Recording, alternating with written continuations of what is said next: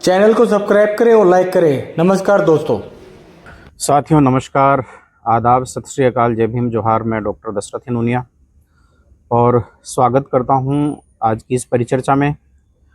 परिचर्चा का विषय यह है कि बिहार में चुनाव की घोषणा चुनाव आयोग द्वारा कर दी गई है और एसआईआर की प्रक्रिया सुप्रीम कोर्ट में विचाराधीन थी और सुप्रीम कोर्ट में एसआईआर की प्रक्रिया विचाराधीन होते हुए एक किस प्रकार से, यानी कि एक तरह से चुनाव की घोषणा है वो चुनाव आयोग करता है और सुप्रीम कोर्ट की जो गाइडलाइन है जो एसआईआर के संदर्भ में जारी की गई थी और इसकी सुनवाई चल रही थी, और जब तक यानी कि एक तरह से इसकी सुनवाई चल रही थी तब तक इसके ऊपर रोक थी। उसके बावजूद भी सुप्रीम कोर्ट की जो है वो आदेशों की अवहेलना करते हुए और जो है चुनाव आयोग चुनाव की घोषणा कर देता है। एक बात। दूसरी बात कि जिस प्रकार से चुनाव आयोग के जो मुख्य चुनाव आयुक्त की नियुक्ति के संदर्भ में जो प्रक्रिया थी, जिसमें प्रधानमंत्री, नेता प्रतिपक्ष और सीजीआई है वो मिलकर चुनाव आयोग के मुख्य चुनाव आयुक्त की नियुक्ति है वो करते थे, लेकिन उस मामले में भी जब ये मामला सुप्रीम कोर्ट में गया था और इसी सूर्यकांत की बेंच के पास में ये मामला था और आज तक यानी कि एक तरह से है वो जो डेट है वो नहीं आई है और उसके ऊपर सुनवाई नहीं हुई है। यानी लगभग ज्ञानेश कुमार गुप्ता का जो कार्यकाल है वो लगभग पूरा हो जाएगा और उसके बाद में क्या, यानी कि एक तरह से जो सुप्रीम कोर्ट सुनवाई करेगा। अर्थात किस प्रकार से असंवैधानिक तरीके से चुनाव आयोग के मुख्य चुनाव आयुक्त की नियुक्ति की प्रक्रिया को बदल दिया गया और इसकी संवैधानिकता को जब सुप्रीम कोर्ट में चुनौती दी गई, सुप्रीम कोर्ट जो है उसको टालता रहा और टालते टालते यानी कि एक तरह से आज ये स्थिति है कि अब चुनाव आयोग खुले तौर पर जो है सुप्रीम कोर्ट के आदेशों की अवहेलना भी कर रहा है। अब ये जो प्रक्रिया है जून से यानी कि एक तरह से जो है सुनवाई की प्रक्रिया चल रही है और बार बार में यानी कि एक तरह से सुप्रीम कोर्ट के द्वारा चुनाव आयोग को कई प्रकार के आदेश दिए गए और इसमें विशेष आदेश तो ये था कि आधार कार्ड को जो है वो इसमें जो 11 दस्तावेज थे उनमें एक दस्तावेज आधार कार्ड को भी शामिल किया जाए। ये बात है वो सुप्रीम कोर्ट के द्वारा चुनाव आयोग को कही गई थी, लेकिन अभी 5 और 6 अक्टूबर की जो प्रेस कॉन्फ्रेंस हुई, 5 अक्टूबर की जो पटना में प्रेस कॉन्फ्रेंस चुनाव आयोग के द्वारा की गई, चुनाव आयोग ने यानी कि एक तरह से इसको मानने से इनकार कर दिया कि चुनाव आयोग तो पहचान का आधार है, तो इसके लिए कौन मना कर रहा है कि भाई जो आधार कार्ड है वो पहचान का यानी कि एक तरह से जो है प्रमाण है, तो इसको कौन मना कर रहा है कि आधार कार्ड चुनाव का प्रमाण नहीं है।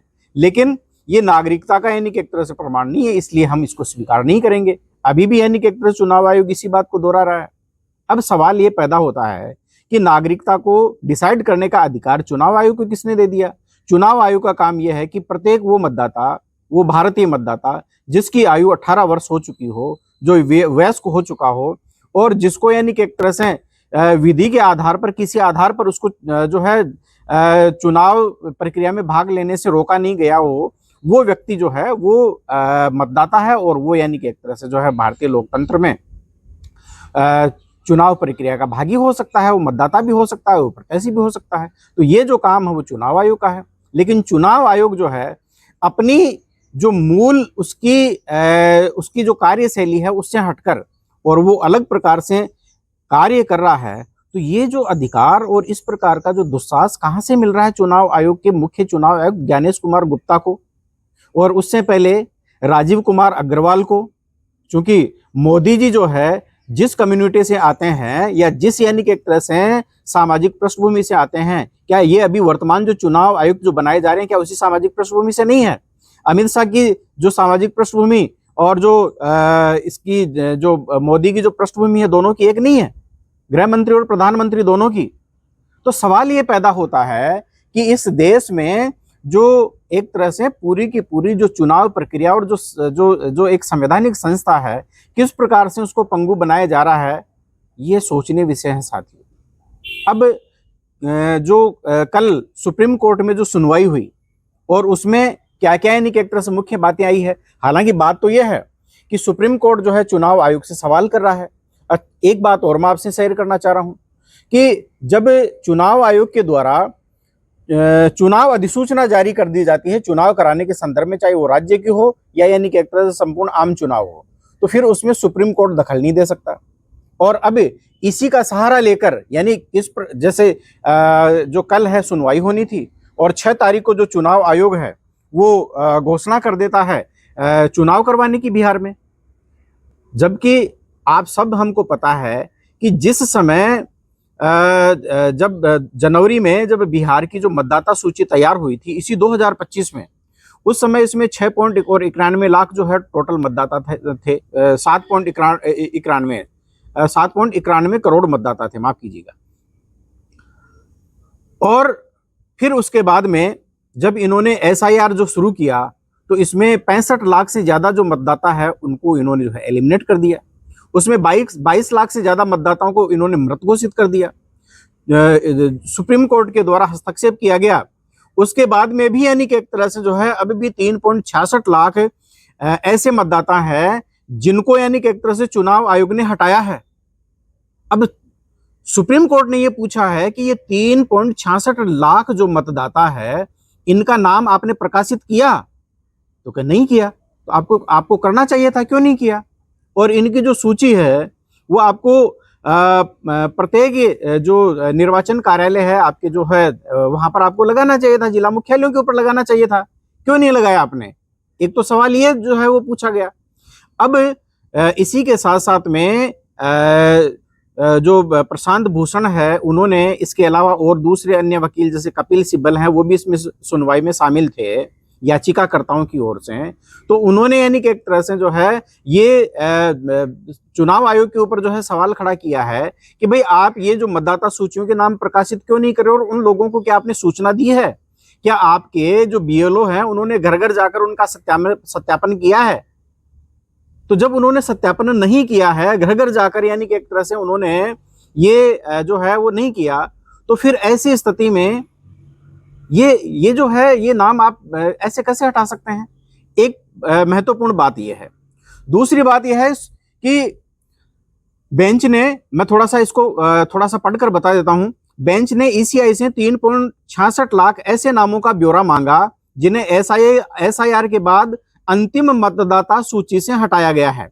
अदालत ने साफ कहा कंफ्यूजन है, अंतिम सूची में जो नाम जोड़े गए हैं क्या वाकई नए मतदाता हैं या पहले हटाए गए 65 लाख में से पुनः जोड़े गए नाम है, ये स्पष्ट करें।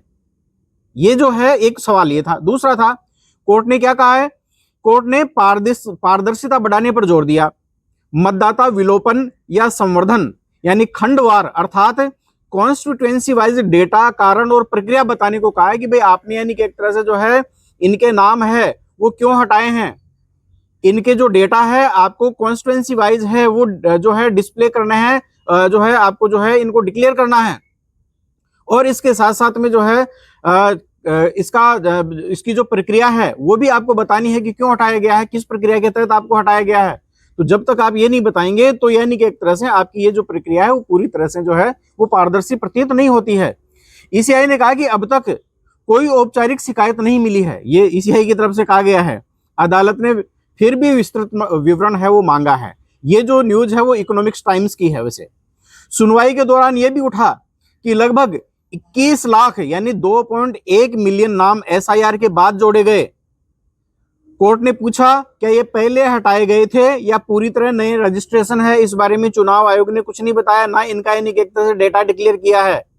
सुनवाई के दौरान ये जो बातें जो सामने आई है इससे ये यानी कि एक तरह से सवाल खड़ा हो गया है कि ECI के आंकड़ों का एक दावा यह भी बताया गया है कि ड्राफ्ट या रिवीजन के दौरान कुल 65 लाख डिलीशंस और शुद्ध नेट घटकर 47 लाख मतदाता रह गए हैं, यानी जोड़ घटाव दोनों हुए। इसे लेकर ही कोर्ट ने स्पष्टता चाहिए है। तो ये बात जो है वो अपने आप में महत्वपूर्ण हो जाती है।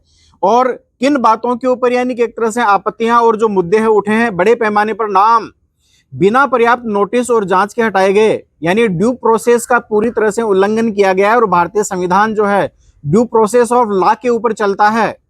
ECI की ओर से कोई शिकायत नहीं, ये दावा किया गया, लेकिन जमीनी यानी कि एक तरह से जो शंका है, जो हकीकत है, यानी डेटा सार्वजनिक रूप से स्पष्ट और समझने योग्य नहीं है।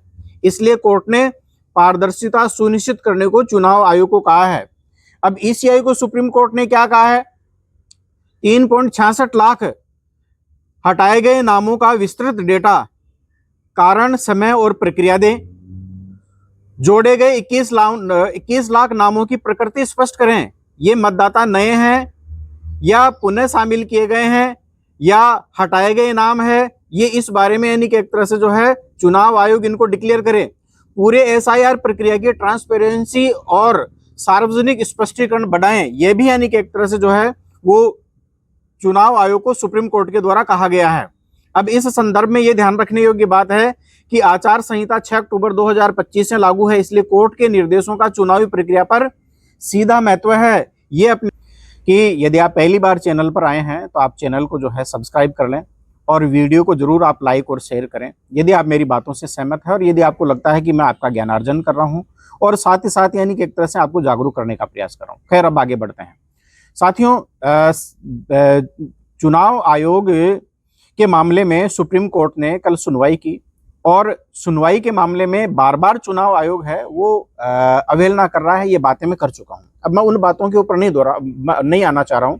मैं सीधे बात करता हूं और सीधे बात यह है कि जो रिपोर्टर्स कलेक्टिव है, एक अपने आप में एक ऐसा एनजीओ है जो चुनाव आयोग की चोरियों को पकड़ता है और मतदाता सूचियों की जो खामियां हैं उनको वो उजागर करता है और पूरे तथ्यों और डेटा के साथ में, और साथ ही साथ यानी कि एक तरह से जो डुप्लीकेट जो मतदाता है वो उनकी भी पहचान करता है। और अब उसने जो रिपोर्ट दी है ये बड़ी अपने आप में चौंकाने वाली है। ये किस प्रकार से भारतीय लोकतंत्र को ये जो लोग हैं वो एक तरह से इसको तार तार कर रहे हैं और खुद संवैधानिक संस्थाएं, चुनाव आयोग अपने आप में एक संवैधानिक संस्था, एक संवैधानिक निकाय है, लेकिन चुनाव आयोग बार बार यानी कि एक तरह से ऐसा क्यों कर रहा है? क्या किसी राजनीतिक दल को फायदा पहुंचाने के लिए या अपने जो आका हैं उनको जिताने के लिए? किस प्रकार की ये जो खामियां जो सामने आई है ये बहुत डराने वाली है। और यदि इस आधार पर यदि चुनाव होगा तो फिर जो फेयर, फ्री और ट्रांसपेरेंट जो चुनाव की जो प्रक्रिया है वो भूल जाइए। जो लेवल प्लेइंग फील्ड की जो बात कही जाती है वो खत्म हो गई, वो भूल जाइए। और पिछले कई सारे चुनाव में ये जो खामियां हैं और ये जो कमियां हैं वो उभर कर सामने आई है और लेवल प्लेइंग फील्ड की जो बात है वो अपने आप में निराधार और एक तरह से जो बेमानी है वो साबित हो जाती है। अब कलेक्टिव रिपोर्टर्स ने जो है द रिपोर्टर्स कलेक्टिव ने क्या कहा है वो थोड़ा सा मैं यानी कि एक तरह से बता देता हूं। इनके द्वारा जो डेटा यानी कि एक तरह से जो डिक्लेयर किया गया है, इन्होंने बिहार के 243 सीटों में बड़े पैमाने पर जो है वो इन्होंने जो है वो गड़बड़ियां पाई है और ये भी 6 अक्टूबर को यानी 2 दिन पहले इन्होंने जो डेटा है वो उजागर किया है। इनमें कम से कम 14.35 लाख संदिग्ध और डुप्लीकेट मतदाता है वो उन्होंने यानी कि एक तरह से जो है वो पकड़े हैं। और इन्होंने बताया है कि 1.32 करोड़ मतदाता यानी 1 करोड़ और 32 लाख मतदाता अलग अलग परिवार, जाति, समुदाय के होते हुए भी संदिग्ध और कृत्रिम पते पर बंडल्ड रजिस्ट्रेशन जो है वो इनका जो है वो पाया गया है। अगली बात इनके द्वारा जो कही गई है वो क्या कही गई है कि सिर्फ 3 विधानसभा क्षेत्रों में 80,000 मतदाता गलत और नकली पते पर बंडल करके रजिस्टर एसआईआर शुद्धिकरण का दावा दिखा दिया, लेकिन यह भी अपने आप में गलत है। और ये जो है 17 अगस्त का जो है इन्होंने यानी कि एक तरह से हवाला है वो दिया है। इसी प्रकार से 15 सीटों की स्टडी 30 अगस्त को इन्होंने की और इन्होंने बताया कि 67,826 संदिग्ध डबल वोटर यानी हजारों मामलों में पूरा विवरण एक सा और 2-2 वोटर आईडी कार्ड, जबकि ईसीआई कहता है कि उसने डुप्लीकेट ये जो वोटर हैं वो हटा दिए हैं, डुप्लीकेट मतदाता हैं वो हटा दिए हैं। इसी प्रकार से 39 सीटों में 1.88 लाख डबल वोट केस 1 सितंबर 2025 को उन्होंने पुनः यानी कि एक तरह से आरंभिक जो रिपोर्ट है उनका विस्तार करते हुए उन्होंने है वो बताया है। तो इस आधार पर इन निष्कर्षों पर स्वतंत्र रिपोर्टिंग ने भी सवाल उठाए, जैसे द वायर ने द टीआरसी के डेटा पॉइंट्स को भी संक्षेप में रखा, जबकि आलोचनात्मक पोर्टल्स ने इन पर आपत्ति भी दर्ज की। पर सुप्रीम कोर्ट का आज का रुख यानी जो कल की जो सुनवाई हुई है अधिक पारदर्शिता और स्पष्टीकरण की मांग को बल इसी आधार पर यानी कि एक तरह से देता है। यानी समग्र जो तस्वीर है वो क्या है, इसको किस प्रकार से समझ सकते हैं, थोड़ा सा उसके ऊपर चर्चा कर लेते हैं। एसआईआर के बाद शुद्ध मतदाता सूची का दावा विवादों और डेटा अनिश्चितताओं में फंसा है। सुप्रीम कोर्ट ने केंद्रीय प्रश्न उठाया, हटाए गए बनाम जोड़े गए नामों की साफ ट्रेसेबिलिटी कहाँ है, ये जो है वो सवाल है चुनाव आयोग से सुप्रीम कोर्ट ने किया है। टीआरसी के डेटा अन्वेषण दो संभावनाओं की ओर इशारा करते हैं, डिलीशन और डुप्लीकेट पहचान में प्रक्रियागत खामियां और पते परिवार क्लस्टरिंग जैसी संरचनात्मक गलतियां जो मतदाता अधिकार पर असर डाल सकती है। तो एमसीसी लागू होने के बाद में समयबद्ध डेटा डिस्क्लोजर वो ऑडिट ट्रेल अहम होगा ताकि मतदाता सूची पर जन आस्था बनी रहे। तो इस आधार पर यानी कि एक तरह से हटाए गए नाम जो कोर्ट द्वारा फोकस 3.66 लाख यानी कि एक तरह से जो डेटा है, जो मतदाता है उनका ब्यौरा है वो मांग लिया है चुनाव आयोग ने। ड्राफ्ट और जो रिवीजन में कुल डिलीशन जो 65 लाख ने घटकर अब 47 लाख जो ईसीआई ने यानी कि एक तरह से दावा किया है, उसके ऊपर कोर्ट ने जो स्पष्टीकरण मांग लिया है और इस संदर्भ में जो है कोर्ट को निर्देश भी दिया है।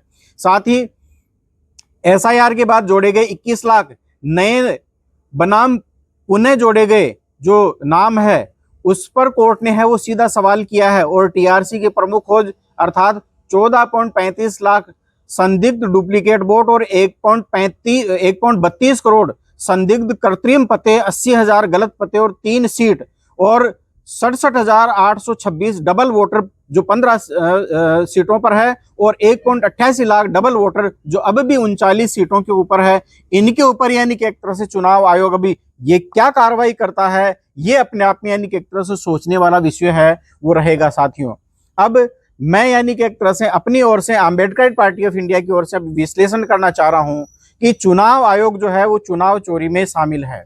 चुनाव आयोग सत्तारूढ़ राजनीतिक दल को फायदा पहुंचाने का काम है वो इस प्रकार से कर रहा है। जो संदेह जो चुनाव आयोग के ऊपर है, जो पहले दिन से थे और आज भी है, और बार बार चुनाव आयोग के ऊपर जो है सुप्रीम कोर्ट में सवाल उठ रहे हैं, सुनवाई हो रही है, लेकिन जिस प्रकार से सुनवाई को आगे से आगे बढ़ाया जा रहा है और जिस ये जो है चुनाव अधिसूचना जारी कर दी गई है, सुप्रीम कोर्ट के निर्देशों की जिस प्रकार से चुनाव आयोग अवहेलना कर रहा है, उसको देखते हुए क्या आप लोगों को लगता है कि बिहार में फेयर, फ्री और ट्रांसपेरेंट चुनाव होंगे? मैं अभी भी कह रहा हूं कि आने वाले इन चुनाव में ये एक तरह से पूरी तरह से भारतीय जनता पार्टी और इनके गठबंधन को चुनाव जिताने की एक पूरी की पूरी जद्दोजहद खुद चुनाव आयोग कर रहा है। और चुनाव आयोग के ऊपर जब तक ये इन सवालों का जवाब चुनाव आयोग नहीं देता है तब तक उसके ऊपर ये सवाल बने रहेंगे। साथियों, मैं इतनी बात कहकर अपनी वाणी को विराम देना चाहता हूं और साथ ही अपील करना चाहता हूं कि यदि हमारा कंटेंट आपको पसंद आता है तो आप इस वीडियो को लाइक और शेयर करें और चैनल को सब्सक्राइब करें। बहुत बहुत धन्यवाद।